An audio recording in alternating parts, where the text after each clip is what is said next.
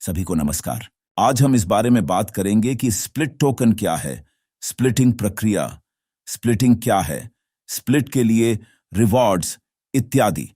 हम पूरी स्प्लिटिंग प्रक्रिया को एक साथ देखेंगे और देखेंगे कि यह क्या है और यह किस तरह काम करती है। स्प्लिटिंग एक नई घटना है। यह स्टेकिंग नहीं है, न ही माइनिंग है, न ही मिंटिंग, न ही फार्मिंग है। अर्थात कॉइन माइनिंग का कोई भी परिचित तरीका आपको पूरी तरह से यह समझने में मदद नहीं करेगा कि बंटवारा किस तरह काम करता है, लेकिन हम आज इसका पता लगाएंगे। तो स्क्रीन पर आपको स्मार्ट वॉलेट का इंटरफेस दिखाई देगा। यह एक ऐसा ऐप है जो अब सभी प्लेटफॉर्म पर उपलब्ध है। यह iOS के लिए ऐप स्टोर में और यदि आपके पास एंड्रॉयड है तो गूगल प्ले पर उपलब्ध है। कृपया ध्यान दें कि यदि आप स्प्लिटिंग में भाग लेना चाहते हैं तो आपका एप्लीकेशन वर्जन 1.5.0 से कम नहीं होना चाहिए और iOS और एंड्रॉयड दोनों के लिए जरूरी वर्जन बिल्कुल यही है। स्प्लिट्स के साथ स्क्रीन पर जाने के लिए आपको कॉइन की लिस्ट में संबंधित स्प्लिट टोकन का चयन करना होगा। हमारे लिए स्मार्ट हमेशा पहले आता है, फिर यूल्टिमा और फिर स्प्लिट। यदि हम एक स्प्लिट टोकन का चयन करते हैं तो स्क्रीन पर हम देखते हैं हमारे टोकन का बैलेंस, इसका वॉलेट, USDT में इसका अनुमानित समकक्ष और उपयोगी और आवश्यक बटन हैं। रिसीव प्राप्त करें, सेंड भेजें, ट्रांजैक्शंस, ट्रांजैक्शन हिस्ट्री। यहां हम देखते हैं कि हमारे बीच कुल कितने स्प्लिट हुए। यानी हम अपनी स्क्रीन को ऐसे देख सकते हैं जैसे कि हमारे पास एक साधारण टोकन हो। लेकिन सबसे महत्वपूर्ण टूल तक पहुंचने के लिए आपको स्प्लिटिंग बटन दबाना होगा। स्क्रीन खुल रही है। यहां पहली चीज जो हमें रुचिकर लगती है वह निस्संदेह स्प्लिट्स है। ये हमारे स्प्लिट टोकन का बैलेंस है जिसे हमने अपने वॉलेट में ट्रांसफर किया है। केवल वे टोकन जो आपके वॉलेट में उपलब्ध हैं स्प्लिटिंग में भाग ले सकते हैं। उनका जीवन काल प्रभावित करता है कि आपको स्प्लिटिंग के लिए रिवॉर्ड कैसे प्राप्त होते हैं। हम देखते हैं कि वर्तमान समय में ब्लॉकचेन में कितने स्प्लिट्स हैं। अब आप देख सकते हैं कि उनमें से कितने काम के पहले 4 दिनों में ही सामने आ गए। यह 1,765,427 स्प्लिट्स है। यह बहुत ज्यादा है। सच कहूं तो मुझे इतनी बड़ी मात्रा में होने की उम्मीद नहीं थी। अगला ब्लॉक रिवॉर्ड और हाल्विंग पीरियड से संबंधित है। मैं आपको याद दिला दूं कि हॉल्टिंग एक ऐसी घटना है जब जारी किए गए कॉइन की संख्या बिल्कुल आधी हो जाती है। अब हमें स्क्रीन पर 3 ब्लॉक दिखाई देते हैं। पहला ब्लॉक दैनिक रिवॉर्ड दिखाता है। यह कॉइन की वह मात्रा है जिसे सिस्टम एक दिन के भीतर वितरित कर सकता है। 51 टोकन 8400 यूल्टिमा, अर्थात यह सभी स्प्लिट होल्डर्स के लिए दैनिक रिवॉर्ड का अधिकतम संभावित आकार है। आगे हम वर्तमान ब्लॉक और अंतिम ब्लॉक देखते हैं। ये संख्याएं क्या हैं? 5 मिलियन, 10 मिलियन। यह वह अवधि है जिसमें प्राइस कैलकुलेशन की वर्तमान शर्तें लागू होती हैं। अर्थात वर्तमान पड़ाव अवधि के दौरान जो पहले ब्लॉक से शुरू हुआ और 10 मिलियन वेन ब्लॉक तक जारी रहेगा, दैनिक रिवॉर्ड 51 और 8400 उल्टीमा है। जैसे ही 10 मिलियन ब्लॉक और एक और बनाया जाता है, रिवॉर्ड आधा हो जाएगा, जो 25 उल्टीमा से थोड़ा अधिक हो जाएगा। और इसी तरह हर 10 मिलियन ब्लॉक पर। हम आपके साथ कैलेंडर के साथ सोचने के आदी हैं। दिन, घंटे, मिनट, मीटिंगें, यात्राएं, छुट्टियां, 2 हफ्ते, 3 हफ्ते, 1 साल, 2 महीने, डिपॉजिट, लोन, होम लोन इत्यादि। लेकिन ब्लॉकचेन यह नहीं समझता कि कैलेंडर क्या है, लेकिन वह जानता है कि कितने ब्लॉक बनाए गए हैं। उदाहरण के लिए बिटकॉइन नेटवर्क में हर 4 साल में हॉल्टिंग होती है और ऐसा कुछ विशिष्ट ब्लॉक पर होता है। लोगों ने गिना कि यह घटना लगभग हर 4 साल में एक बार होती है, लेकिन कोई भी सटीक तारीख और समय नहीं जानता कि यह कब होगा जब वास्तव में आवश्यक संख्या में ब्लॉक बनाए जाएंगे। यह किस समय घटित होगा, इसका अनुमान वर्तमान आंकड़ों के आधार पर ही लगाया जा सकता है। सारी क्रिप्टोकरेंसी, पूरी ब्लॉकचेन इसी तरह काम करती है। तो आप देख सकते हैं कि वर्तमान समय में आपके पास लगभग 6 मिलियन ब्लॉक हैं और अंतिम ब्लॉक 10 मिलियन के बाद है। इसका मतलब यह है कि जब अन्य 4 मिलियन ब्लॉक बनाए जाएंगे तो इनाम प्रतिदिन 51 और 8400वां टोकन होगा। अब आइए माई एस्टिमेटेड रिवॉर्ड, मेरा अपेक्षित रिवॉर्ड पर नजर डालें। क्यों अपेक्षित है? बात बस इतनी है कि उस समय जब हमारी स्क्रीन खुली है और आप और मैं बस बैठे हैं और बात कर रहे हैं, ब्लॉकों की संख्या पहले से ही अधिक हो सकती है। तदनुसार यह राशि उस रिवॉर्ड के बिल्कुल अनुरूप नहीं हो सकती है जो आपके द्वारा रिवॉर्ड की प्राप्ति की पुष्टि करने पर तय की जाएगी। जब हम इस स्क्रीन पर हों तो और क्या समझना महत्वपूर्ण है, माई एस्टिमेटेड रिवॉर्ड वैल्यू की गणना केवल उस समय के आधार पर की जाती है जिसके दौरान स्प्लिट टोकन आपके वॉलेट में उपलब्ध थे। इसके अलावा आपके प्रत्येक स्प्लिटिंग के साथ जब आप सीधे रिवॉर्ड का अनुरोध करते हैं तो टोकन की आयु रीसेट हो जाती है और यह माई स्प्लिट्स टैब पर स्पष्ट रूप से दिखाई देता है। यह क्लिक करने योग्य है और आपके सभी मौजूदा स्प्लिट्स दिखाता है। यह समझना महत्वपूर्ण है कि एक दिन से कम समय तक स्टोरेज में रखे गए टोकन के लिए रिवॉर्ड प्राप्त करना असंभव है। यह कॉन्ट्रैक्ट का ही नियम है।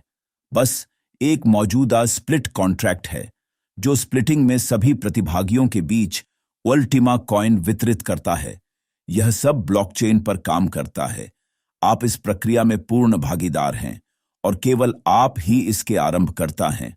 यदि हम अब पीछे जाएं तो आंकड़ा अपडेट हो जाएगा। आप देखिए, जब हम इस पर चर्चा कर रहे थे तो यह बड़ा हो गया है। तो एक बार फिर, ब्लॉकचेन में कोई कैलेंडर या घड़ी नहीं है। हम ठीक से नहीं जानते कि इसमें कोई घटना बिल्कुल कब घटित होगी, लेकिन हम लगभग जान सकते हैं कि 1 सेकंड की कीमत कितनी है और हम जानते हैं कि एक दिन में कितने सेकंड होते हैं। 86,400 हैं। वैसे ब्लॉकचेन सेकंड की गिनती कर सकता है क्योंकि यह जानता है कि यूनिक्स टाइम क्या है। यह विश्व प्रसिद्ध समय है जिसे 1 जनवरी 1970 को लॉन्च किया गया था, जहां सेकंड को केवल न्यूमेरिकल फॉर्मेट में व्यक्त किया जाता है। तो आपके वॉलेट पर कितने सेकंड का स्प्लिट्स हुआ है, यह जानकारी ब्लॉकचेन को पता है। तो आपके वॉलेट में टोकन का लाइफ टाइम रिवॉर्ड का साइज निर्धारित करता है। लेकिन एक दिलचस्प पल है, यदि आप हर दिन बटन नहीं दबाते हैं तो हम यही देखेंगे। सेकंड की संख्या बढ़ जाएगी, सेकंड की लागत बढ़ जाएगी, लेकिन हमारे सिस्टम में विभाजन की संख्या भी बढ़ जाएगी। जैसा कि हम जानते हैं, एक स्मार्ट कॉन्ट्रैक्ट एक डेटाबेस नहीं है, इसमें भौतिक भंडारण नहीं है। वह बस गणितीय गणना कर सकता है और यह हमेशा मौजूदा फॉर्मेट का उपयोग करता है। वर्तमान समय में कितने स्प्लिट्स, यानी हर दिन स्प्लिट्स की संख्या अधिक होती जा रही है। ध्यान रखें कि स्प्लिट्स की संख्या हमेशा बढ़ेगी और रिवॉर्ड प्राप्त कर सकते हैं। इसलिए आप स्वयं निर्णय ले सकते हैं कि आपके लिए क्या अधिक फायदेमंद है, हर दिन बटन दबाएं या 1, 2, 3 महीने इंतजार करें। लेकिन जिस समय आप यह क्रिया करते हैं, सिस्टम आपको नेटवर्क में स्प्लिट्स की कुल संख्या के अनुसार गिनेगा। आइए जादुई रिवॉर्ड का दावा करें। बटन पर क्लिक करें। कृपया ध्यान दें दोस्तों, यह राशि कहीं भी किसी को नहीं भेजी जाती है। यह आपको कहीं भी श्रेय नहीं देता। ये वे टोकन नहीं हैं जो वे आपको देने के लिए बाध्य हैं। जब तक आप अपने रिवॉर्ड का दावा नहीं करते, कोई ट्रांसफर, कोई ट्रांजैक्शन नहीं होगा। बात सिर्फ इतनी है कि जब आप इस पेज पर आए तो सिस्टम ने ब्लॉकचेन से संपर्क किया, पता लगाया कि वर्तमान समय में कॉन्ट्रैक्ट के तहत आपके पास कितना है और आपको सूचित किया गया है। स्लेम रिवॉर्ड, रिवॉर्ड प्राप्त करना चाहता हूं पर क्लिक करने का आपका अधिकार, या फिर अभी कुछ भी न लें। आइए अब क्लेम रिवॉर्ड पर क्लिक करें और हम उस जानकारी की पुष्टि देखेंगे कि हमारे पास सभी स्प्लिट्स तैयार हैं। एक ट्रांजैक्शन में 70 स्प्लिट्स है। 70 टोकन के लिए आने वाला स्प्लिट ट्रांजैक्शन। अब मैं रिवॉर्ड पाने के लिए सहमत हो सकता हूं और मुझसे आरंभकर्ता के रूप में एक फी कमीशन लिया जाएगा। यहां मैं एक संकेत दूंगा। नेटवर्क फी का भुगतान हमेशा उन लोगों द्वारा किया जाता है जो ब्लॉकचेन संचालित करते हैं। अर्थात हमेशा भुगतान करने वाला वह नहीं होता जो प्राप्त करता है, बल्कि वह जो पहल करता है, वह जो सवाल, अनुरोध, गणना के साथ स्मार्ट कॉन्ट्रैक्ट से संपर्क करता है। सभी एक्शन के लिए ऊर्जा की आवश्यकता होती है और इसका भुगतान प्रत्येक व्यक्ति द्वारा किया जाता है जो इस स्मार्ट कॉन्ट्रैक्ट का निष्पादन शुरू करता है। उदाहरण के लिए, आप सहमत हैं कि हां, आप रिवॉर्ड प्राप्त करने के लिए तैयार हैं। हमारे पास 0.2772 मिलियनवां हिस्सा है। कॉन्फर्म पर क्लिक करें। हम देखते हैं कि रिवॉर्ड का अनुरोध किया गया है। आपने इसकी मांग की। इस तथ्य के लिए कि आप अपने वॉलेट में स्प्लिट्स स्टोर करते हैं, आप नियमों का पालन करते हैं, आप स्टोर करते हैं, यह आपको पुरस्कृत करता है। आप ओके पर क्लिक करें और आप अल्टीमा के साथ स्क्रीन पर आते हैं। यहां आप देख सकते हैं, यहां आने वाला ट्रांजैक्शन है, लेकिन जब बटन दबाया गया था तब यह उससे भी बड़ा निकला, क्योंकि सेकंड हमेशा बढ़ते रहते हैं। जब हमने दबाया तो कई सेकंड बीत गए और हमें 0.2772 मिलियनवां नहीं, बल्कि 0.2781 मिलियनवां प्राप्त हुआ। आइए इस ट्रांजैक्शन को देखें। इस हैश को कॉपी करें और अपने एक्सप्लोरर पर वापस जाएं। आइए हमारे एक्सप्लोरर में हैश डालें और हम देखते हैं कि सब कुछ सफल रहा। यहां हमारा हैश है, यहां हमारे टोकन का योग है, यहां हमारा टोकन ट्रैकर है। हम देखते हैं कि यह कहां से आया, किस पते से आया। यानी मैं इस वॉलेट का होल्डर, मैंने स्मार्ट कॉन्ट्रैक्ट शुरू किया। हम देखते हैं कि यह ट्रिगर स्मार्ट कॉन्ट्रैक्ट कहता है। इसका मतलब है कि मैंने इसका अनुरोध किया था। यह वॉलेट है, यह कॉन्ट्रैक्ट है। वैल्यू 0 स्मार्ट है, क्योंकि मैंने स्मार्ट के साथ काम नहीं किया, लेकिन फिर भी मैंने SRC-20 संचालित किया। यह हमारे टोकन की वैल्यू है। उन्होंने मुझे 0.002781 उल्टीमा भेजा। अब आइए नेटवर्क फी पर नजर डालें। Consume bandwidth, consume energy. यह मेरे स्मार्ट कॉन्ट्रैक्ट को संसाधित करने के लिए खर्च की गई चौकियों और ऊर्जा की मात्रा है। और अब उन्होंने मेरे अनुरोध के प्रसंस्करण और निष्पादन के लिए मुझसे 21,8862 हिस्सा बट्टे अकाउंट में डाल दिया है। यह 70 टोकन के लिए एक अनुरोध था और कभी-कभी एक साथ कई होते हैं। यहां से 5, वहां से 3 और राशि अलग होगी। यानी बेहद जटिल गणनाओं पर 100 या 140 का कमीशन भी सामने आ सकता है। कोई भी कभी भी 200 तक नहीं पहुंच पाया है। आइए फिर से अपने वॉलेट पर वापस जाएं और देखें कि हमारे स्प्लिट्स का क्या हुआ। हम पेज पर जाते हैं, स्प्लिटिंग पर क्लिक करते हैं और उलटी गिनती शुरू होती है। आपको 23 घंटे और 50 मिनट और इंतजार करना होगा। जब तक टोकन परिपक्व नहीं हो जाते, स्मार्ट कॉन्ट्रैक्ट भी यह नहीं बता सकता कि मैं कितना पाने का हकदार हूं। जब 84,600 सेकंड बीत जाएंगे तो वे मुझे तुरंत मूल्य दिखाएंगे। यदि आपके पास स्प्लिट टोकन है, जो बने हैं और जो नहीं हैं, तो जब आप इनाम के लिए आवेदन करेंगे तो स्मार्ट कॉन्ट्रैक्ट क्या करेगा? आपके पास 150 स्प्लिट्स हैं। उनमें से कितने रिवॉर्ड प्राप्त करने के लिए तैयार हैं? 1। कृपया, स्मार्ट कॉन्ट्रैक्ट ने अपना काम पूरा कर लिया है। एक टोकन के लिए रिवॉर्ड प्रदान किया है और एक परिपक्व टोकन के साथ शेष 139 को 0 पर रीसेट कर दिया है। पता चला कि समय फिर से शुरू हो गया है। इसलिए दोस्तों, कृपया ध्यान दें और सावधान रहें। हम देखते हैं कि हमारे बीच स्प्लिट्स हो गया है।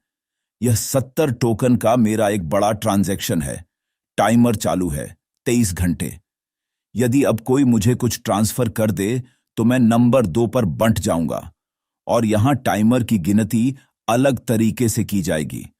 जब वे सभी तैयार हो जाएंगे तो मैं फिर से स्प्लिटिंग कर सकता हूं। वे संयुक्त हो जाएंगे और आपके पास 70 से अधिक टोकन होंगे। इसीलिए जब आप अपने DeFi वॉलेट से पे आउट करते हैं तो आप आने वाले ट्रांजैक्शन के साथ समाप्त होते हैं। 1, 2, 3, 4।